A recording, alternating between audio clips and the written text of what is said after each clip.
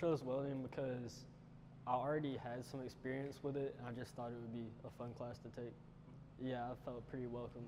I've made new friends.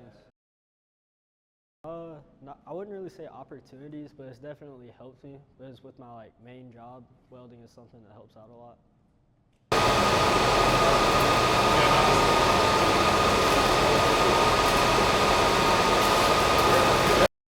I chose welding because I thought it was a career path that I may want to pursue one day.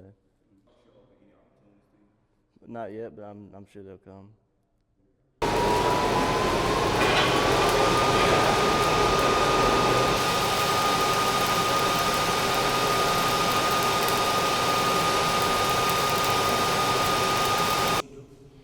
My name is Sterling Underwood. You can call me Mr. Underwood. I am the welding instructor at Greene County High School.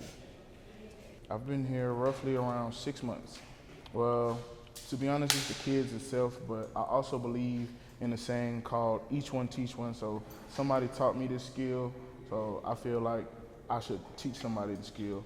And also I'm looking forward to pushing out the next generation of welders and blue collar workers into the workforce and into the world. Love welding.